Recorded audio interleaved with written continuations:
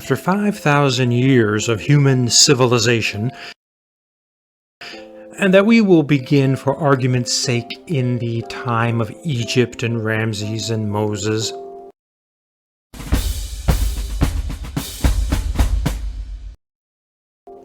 What if we finally reached the point where wealth distribution was beginning to get fair, meaning that ordinary people, of which there are a lot, were beginning to get a share of the wealth that was not too far out of balance with that of the super rich people, of which there are very few. So what if that were happening, and I'm talking about the 1960s and the 1970s, and along came one politician, Ronald Reagan. This place has a way of making us think about the kind of future our young people will have.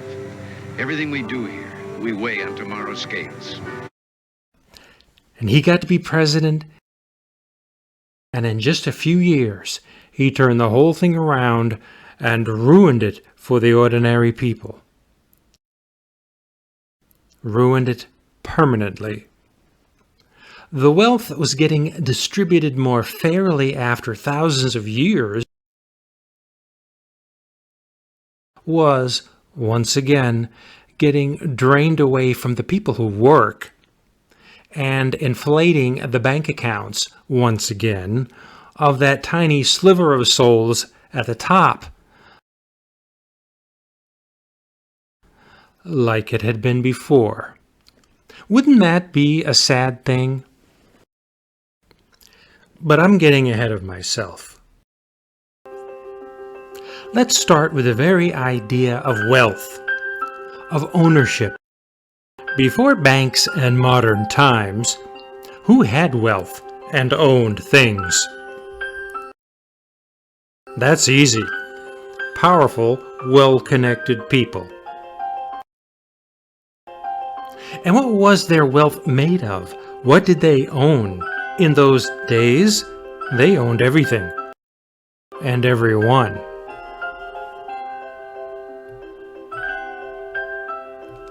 Stone will break. There are 2,000 slaves on the ropes.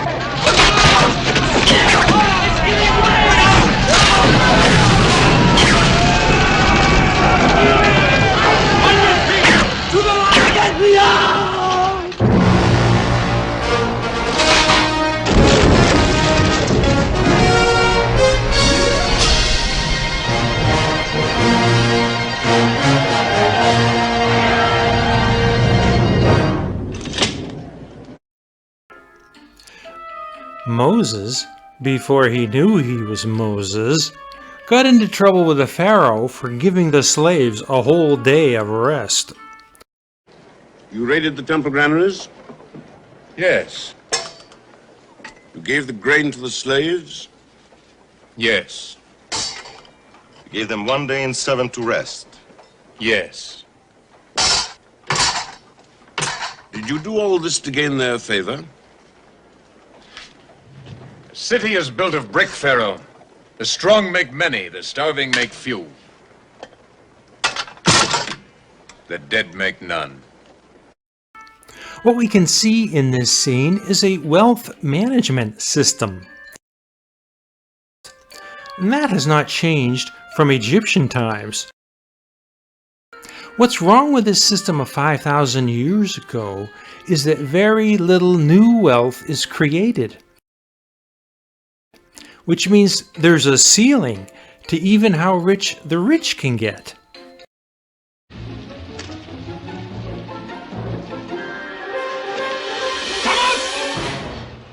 Thomas, come here. Look at this. She stinks a bit, but we could wash her. What would you think of it? Cleaned up a little. She's a child. What'll it be like when it's a woman? How old would you say it was? 16? 17? I can speak, my lord. How old are you? 8? Of course he can speak. How old's your daughter, dog? Odd the number of dumb people I meet when I set foot out of my palace. I rule over a kingdom of mutes. They're afraid. Quite right, too. Don't stand there. Put the wood on the fire. 1100 AD. Henry owns the land, the forests, and the animals. 90+% of his English citizens exist at the peasant level.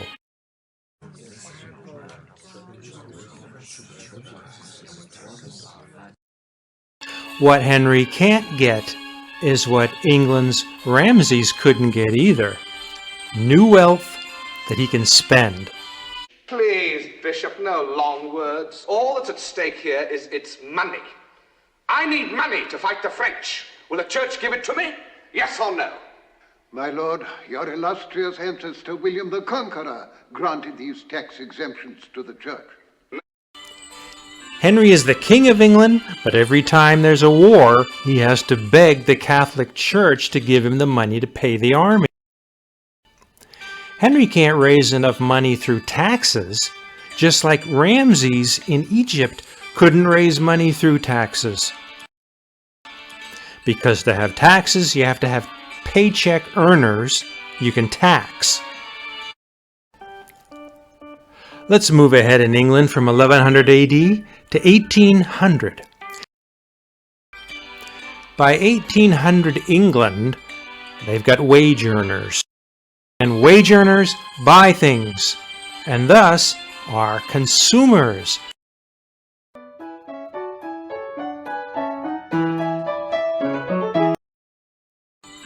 But the people in England in 1800 with the most wealth by far were the great landowners, like Jane Austen's Mr. Darcy.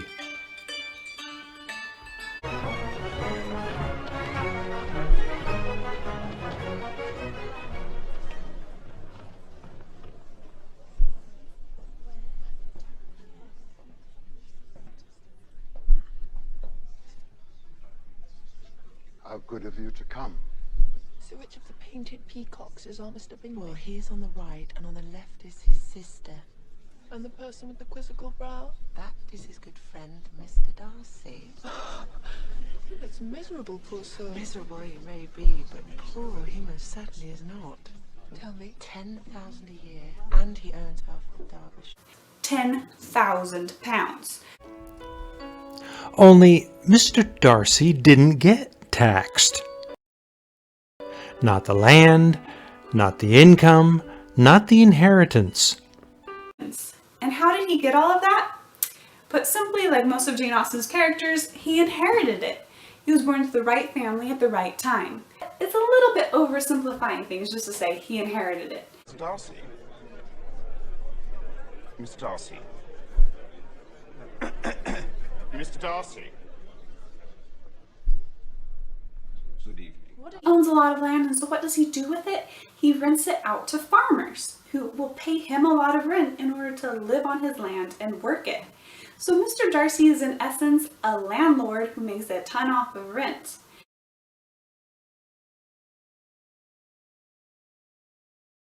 That is, the English government didn't even tax Darcy's land when his father died and left all that unearned wealth to him.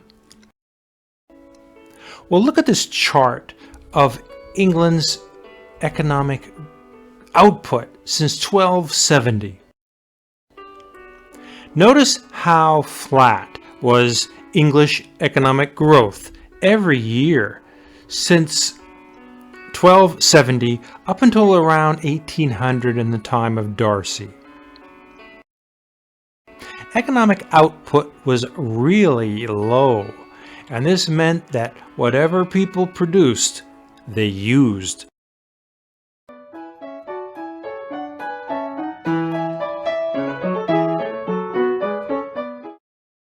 (1860, 1870, 1890).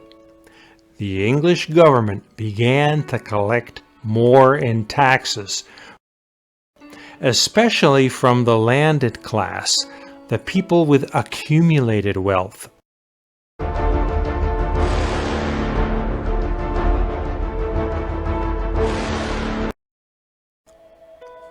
If Darcy marries Elizabeth Bennet, from the novel, and they have a son, in 1801. His children wouldn't have to pay an inheritance tax on all the property and the wealth.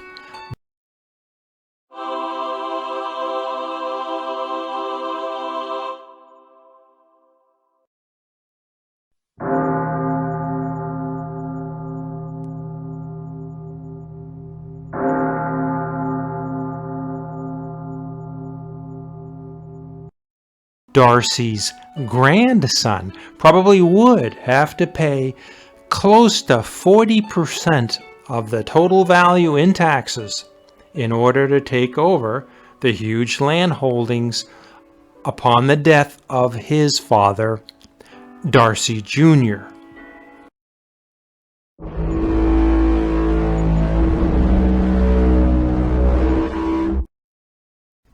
The point of inheritance tax laws is to defeat the extreme concentration of great wealth, disproportionate wealth, into 2 or 3 families inside a whole country. Piketty writes that you cannot sustain a healthy national economy if most of the wealth gets drawn away into the hands of a few.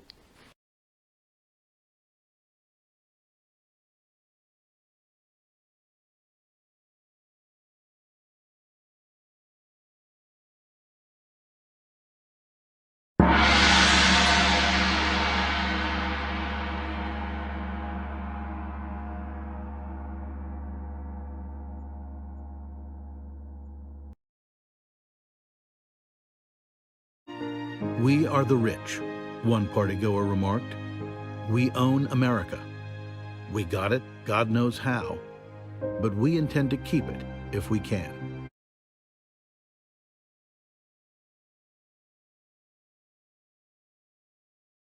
Just a minute, son. Just 30 short days. I'll dig up that 5,000 somehow. Shut me up, shut me up. Huh? Have you put any real pressure on these people of yours to pay those mortgages? Time's up bad, Mr. Potter. A lot of these people are out of work. Well, foreclosed. I can't do that. These families have children. They're not my children. But they're somebody's children, Mr. Potter. Are you running a business or a charity war? Well, all Not with my money.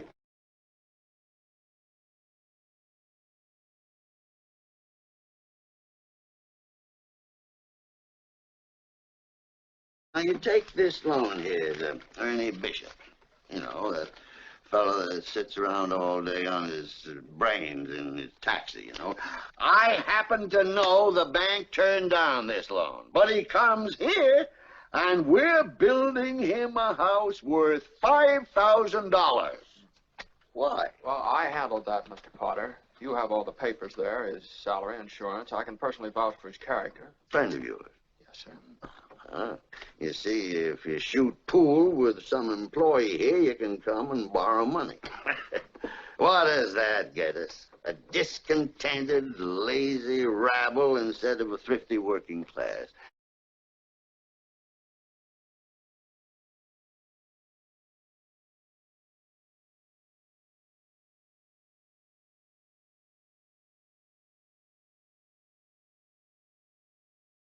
He didn't save enough money to send Harry to school, let alone me, but he did help a few people get out of your slums, Mr. Potter. And what's wrong with that?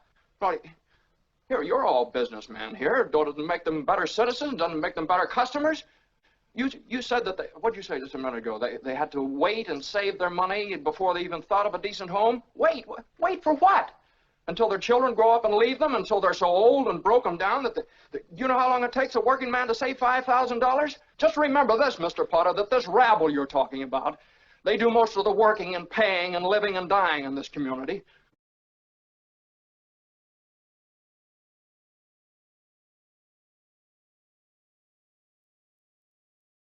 According to the Corporate Finance Institute, a depression is primarily caused by worsening consumer confidence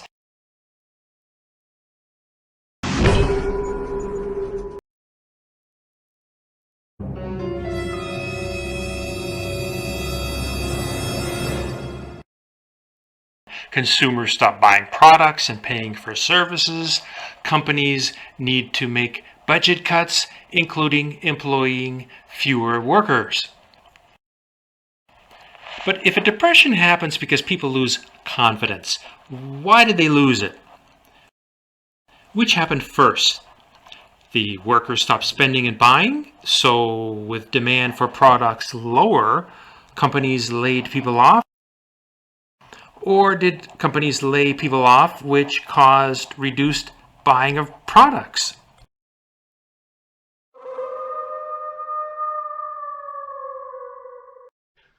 I look back at myself now and am surprised at how little awareness there seemed to be in Washington of what was going on around the country. Opinion in the newspapers was pretty much Republican. And it was in the interest of the Republican owners of the newspapers to play down bad news about the state of the economy and play up good news, because bad news would suggest that there was something wrong with the Hoover administration. President Hoover remained opposed to increased demands upon the federal government. What our people need is the restoration of their normal jobs, the recovery of agricultural prices, and of business. It's more than a political campaign. It is a call to arms. Give me your help, not to win votes alone, but to win in this crusade to restore America to its own people. You and I know that immediate relief of the unemployed is the immediate need of the hour.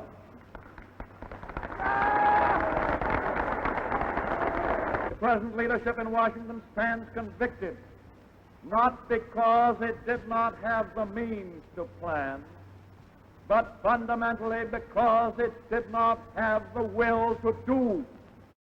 In 1929, which was the last good year until October, before the Depression, the U.S. had a gross domestic product of $1.3 trillion. Number one in the world. More than double of the second best GDP of $500 billion, which was China.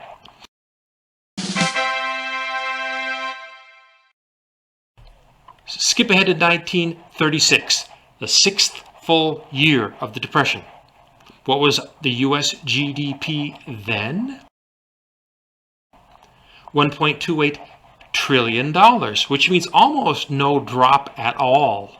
Although U.S. unemployment had shot up from 5% in 1929 to 17% in 1936. 17% of adult Americans out of work in 1936, which means that fewer workers were producing almost exactly the same number of goods as in 1929.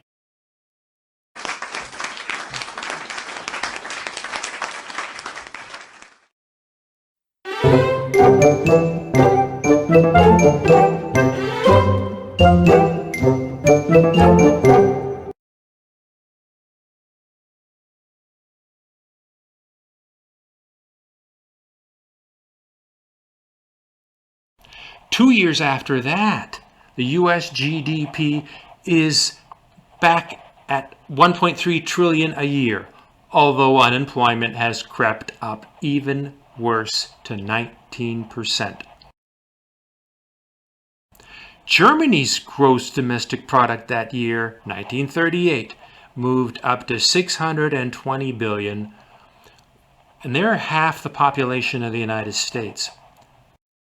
And the Nazis immediately instituted military spending, which created millions of new jobs, ending German unemployment.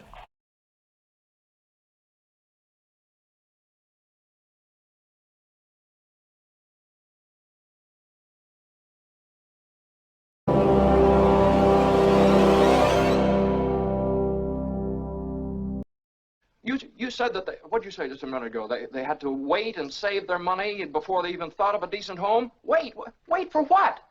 In the 1930s, the country is still sunk in the Great Depression. So while America was still the world's largest economy, huge segments of it were more or less lying fallow, we might say.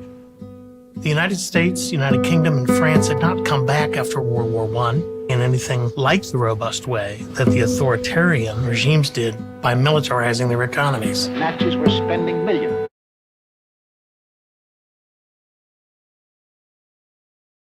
We had a lot of idle capacity in our factories, in our capital, in our labor supply that needed to be called into action.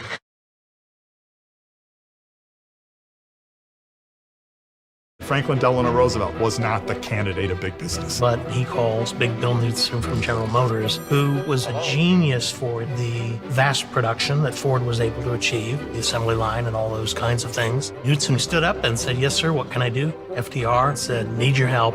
How do we do this, and will you lead it?" So Roosevelt calls Bill Knudsen at GM. Knudsen says, "Yes, sir, Mr. President," and hires back workers. Knudsen was not doing this out of patriotism. Roosevelt was paying for GM's services. Roosevelt offered General Motors billions of dollars in contracts. To make a long story short, Depression over. Workers hired back. He had such rapport with the titans of industry that he could call people, convincing them that there was a broader national cause to put people back to work and to put the productive capacity at its highest level.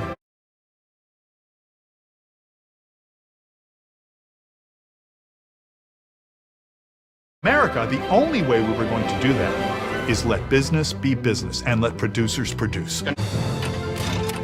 It's another example of what the sheer strength and capacity of a free market economy put to a purpose can accomplish.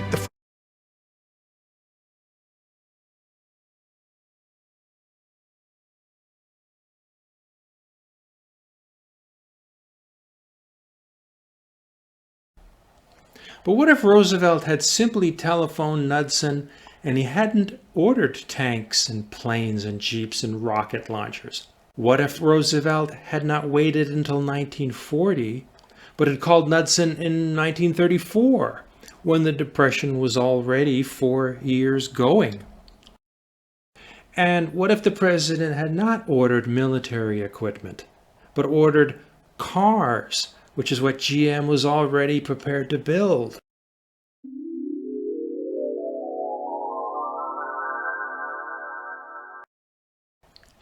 The point is not simply to get idle workers back on the job earning paychecks by making tanks that we plan to give outright to the Russians so they can fight Germany from the east.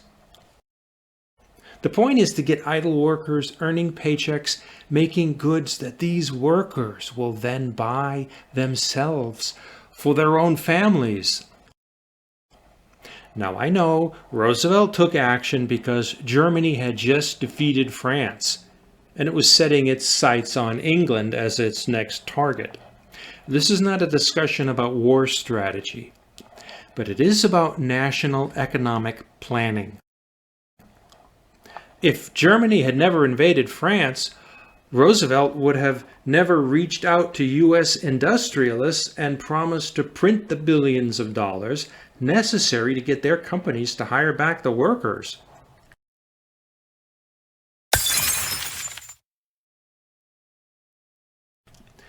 We didn't have to wait for the war to do that.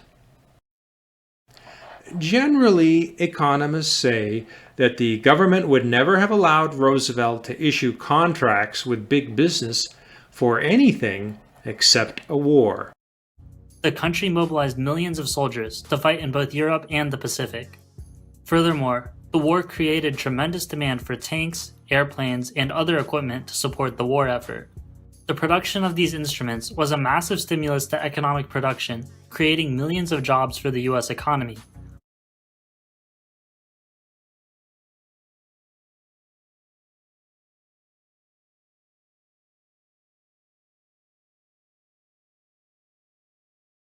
But look at it another way. Suppose Roosevelt calls General Motors and calls Henry Ford, and he orders billions in military equipment, and then a couple of months later, Hitler changes his mind. Germany signs a treaty with France. Germany pulls out. That's it. The war's over.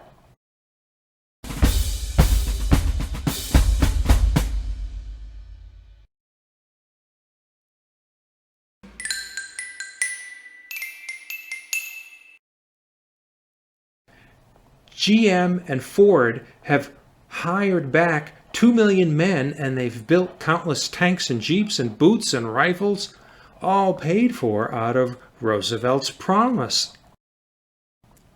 What are we going to do with all this military equipment that we don't need that you bought, Mr. President?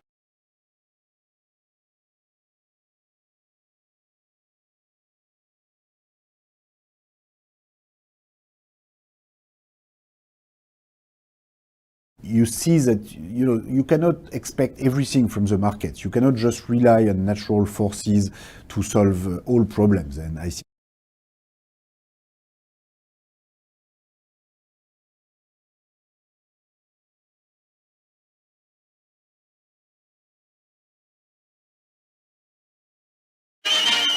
With peace, hundreds of thousands throughout the country left war plants for the last time. And now we face the problem of reconverting factories. At United States employment offices throughout the country, former war workers line up to register for new jobs. And shortly, washing machines and other luxuries we've missed will be pouring from the factories at 1942 prices. And soon you'll be able to give that jalopy a well-earned rest. With gas again plentiful, and with new cars and new tires on the way, America will be rolling with a pre-war flourish. War production stockpiles were so great that even before VJ Day, the industry could turn to a limited civilian production again. It moved fast to create jobs and products needed by post-war America.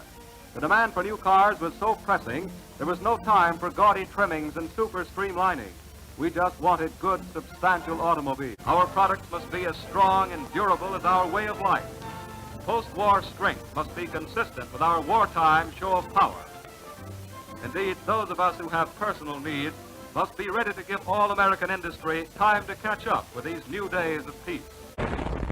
The National Citizens for Eisenhower-Nixon have presented this message to all thinking voters, regardless of party affiliation. He's a big man who's used to handling big problems. Or maybe he's thinking about the folks who work every day in factories and offices or drive taxis. Of course, mine isn't one of the big jobs in the world, but it's important to me. And I get a feeling it's important to him. I think he knows all about people like me who work for a living. After all, he was born in a small town. His family was no rich in mine. He never had any money given to him. And everything he's got, he had to work for. You're thinking about the cost of living. You want to see living expenses stay at a reasonable level. You want your family budget to be protected against inflation. You're thinking about your children's future. You want them to grow up under the best possible conditions in terms of schools, health, and general welfare. And because they believe he represents their best hope of achieving these things, the women of America are making their choice for president, Dwight D. Eisenhower.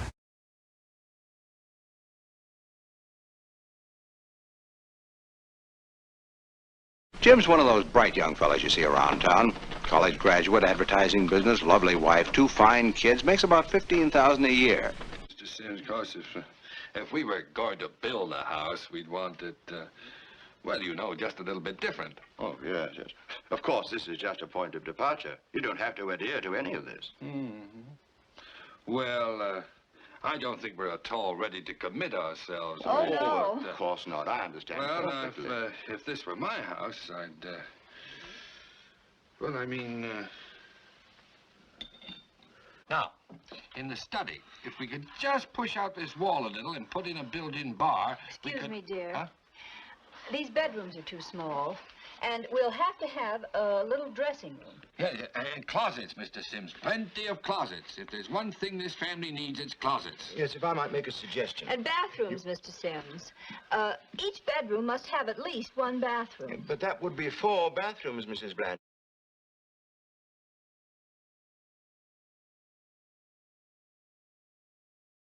Now, don't you forget, we've got to hold it down under 10,000.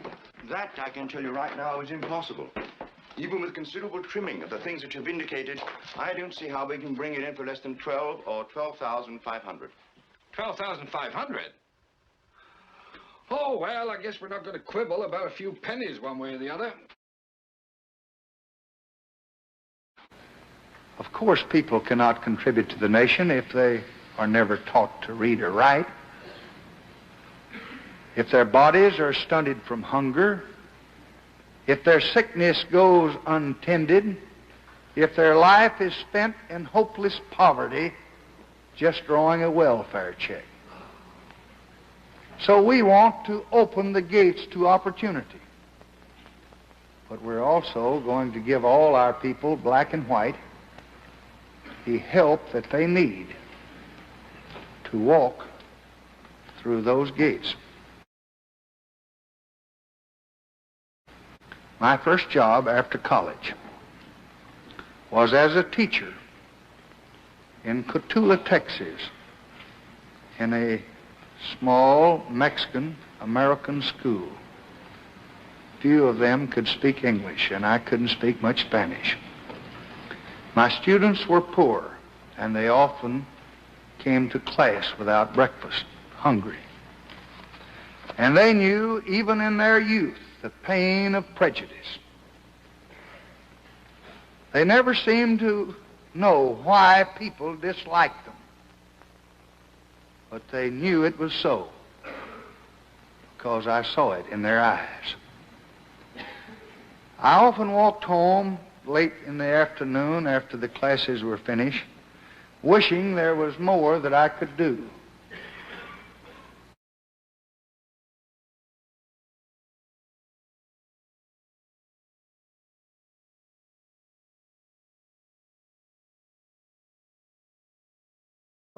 He made Medicare, hospital coverage for the elderly, a top priority. I'll spend the goddamn money. I may cut back some tanks, but not on health.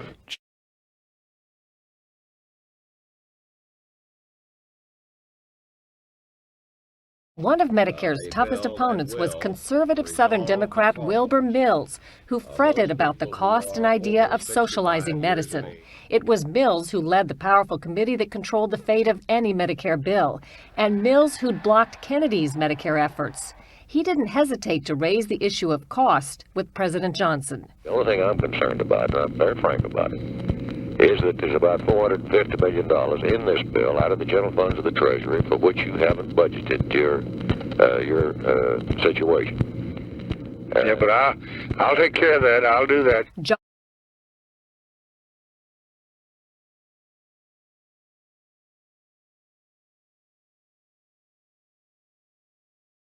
Newly elected Senator Ted Kennedy, Johnson told Kennedy it was important to control the message on cost, lest Senator Russell find out.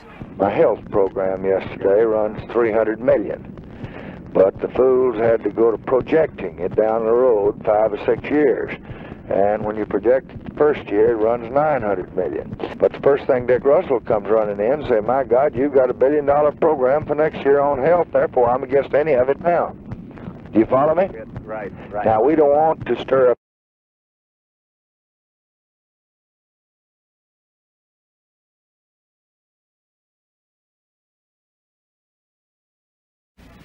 No government ever voluntarily reduces itself in size. So government's programs, once launched, never disappear. Actually, a government bureau is the nearest thing to eternal life we'll ever see on this earth. It's time we recognize that only people pay taxes.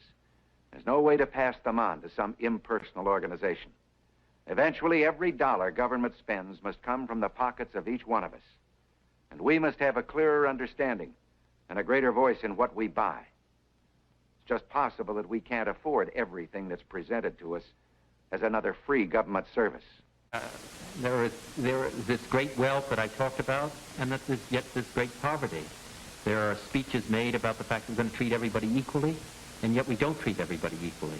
There's talks given, pronouncements made, and laws written that everybody's going to have an opportunity to have a job and have decent housing, and yet 43% of the people that live in the city of New York and live in this city live in dilapidated and run-down housing.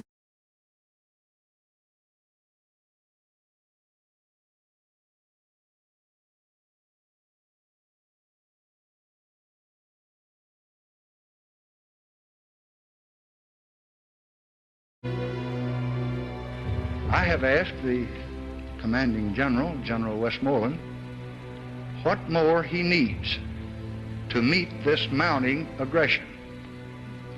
He has told me, and we will meet his needs.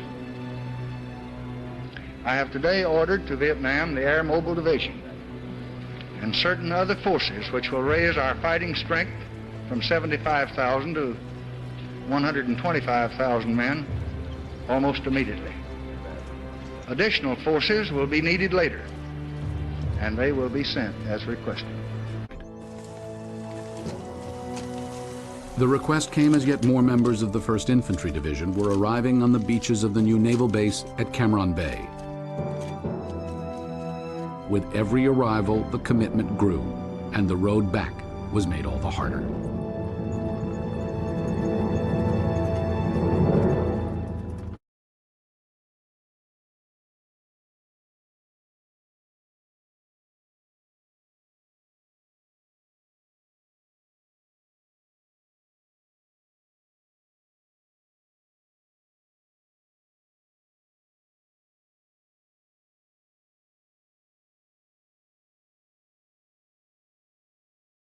He made Medicare, hospital coverage for the elderly, a top priority. I'll spend the goddamn money. I may cut back some tanks, but not on health. Over the next decade, the cost of living more than doubled, as the dollar lost more than half its value.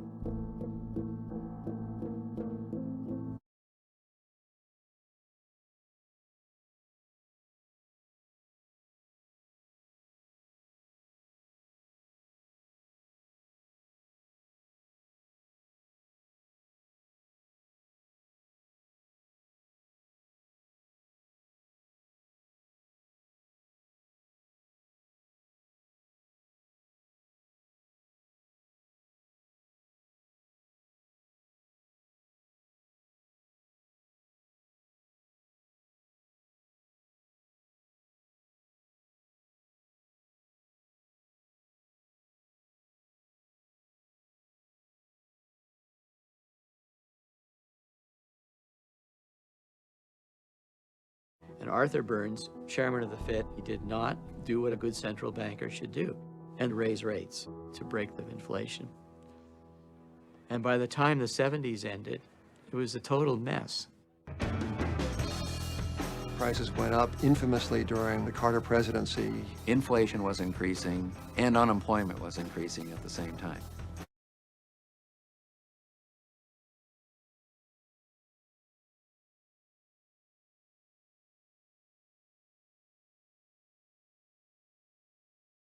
Here comes the boss. The boss of the nation's largest airline. You can tell by the way he's treated he's someone special. We print his ticket in 10 seconds because the boss doesn't like to wait. His bag is tracked by special computer. You don't lose the boss's bag. He likes room, so the nation's largest airline gives him more wide bodies. And on 727s, more carry-on space. More than any other airline. The boss gets his choice of meals, a full meal or a diet meal. The boss is entertained with movies, stereo, and now his favorite television shows. The airline is United. The boss is you, the business traveler. You're a big part of our business, so he treats you like the important person you are. By the friendly skies of United, where you're the boss.